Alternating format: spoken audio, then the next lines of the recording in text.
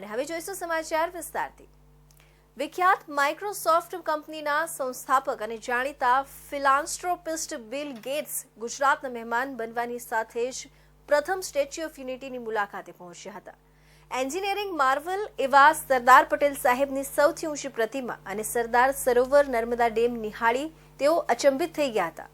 મુલાકાત બાદ તેમણે વડાપ્રધાન નરેન્દ્ર મોદીના નેતૃત્વમાં થયેલા આદિવાસી વિકાસ, મહિલા સશક્તિકરણ અને આર્થિક વિકાસની સરાહના કરી હતી। એકતાનગર ખાતે પહોંચેલા બિલ ગેટ્સ હેલિપેડ ખાતે ઉતરી સીધા જ સ્ટેચ્યુ ઓફ યુનિટી પરિસરમાં પહોંચ્યા હતા, જ્યાં વોકવે પરથી તેમણે વિશ્વની સૌથી ઊંચી પ્રતિમા નીચે તસવીર ખેંચાવી હતી। બાદમાં તેઓએ સ્ટેચ્યુના પ્રદર્શન ખંડની મુલાકાત લીધી હતી। અહીં માર્ગદર્શકો દ્વારા ગેટ્સને આ પ્રતિમાનું નિર્માણ કેવી રીતે કરવામાં આવ્યું, વડાપ્રધાન નરેન્દ્રભાઈ મોદીના સંકલ્પથી સમગ્ર દેશમાં કેવી રીતે ખેત ઓજારો એકત્ર કરવામાં આવ્યા તે સહિતની રસપ્રદ માહિતી પૂરી પાડી હતી। આ ઉપરાંત આઝાદી બાદ દેશી રજવાડાઓના વિલીનીકરણમાં સરદાર સાહેબની ભૂમિકા અને તે બાદ એક ભારતના નિર્માણની ગાથા વર્ણવવામાં આવી હતી। તે વિગતો ગેટ્સને બહુ જ રસપ્રદ લાગી હતી। તત્પશ્ચાત તેઓ વ્યુઇંગ ગેલેરીમાં પહોંચ્યા હતા, જ્યાંથી તેમણે સરદાર સરોવર ડેમનો અદ્ભુત નજારો નિહાળ્યો હતો।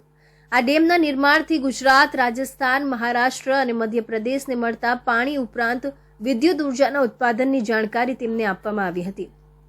તેમણે મુલાકાત પોથીમાં નોંધ પણ કરી હતી। તેમણે નોંધ્યું હતું કે અદ્ભુત ઇજનેરી કૌશલ્ય, બહુ જ સુંદર, સરદાર પટેલને શ્રેષ્ઠ શ્રદ્ધાંજલિ, મહેમાન ગતિ માટે આભાર।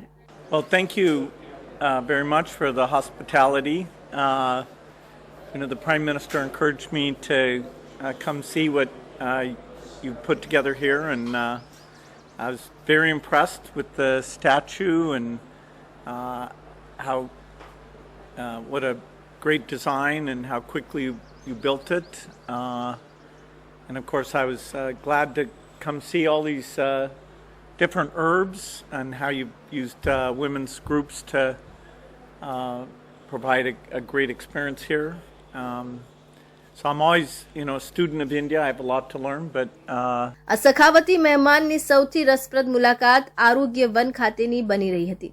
ત્યાં મહિલા સખી મંડળો દ્વારા ચલાવવામાં આવતા સ્ટોલની મુલાકાત લીધી હતી। અહીં વાંસ બનાવટ, આયુર્વેદિક દવાઓ, વન ઉત્પાદનોના વેચાણ થકી પગભર થયેલી મહિલાઓ સાથે તેમણે સંવાદ સાધ્યો હતો।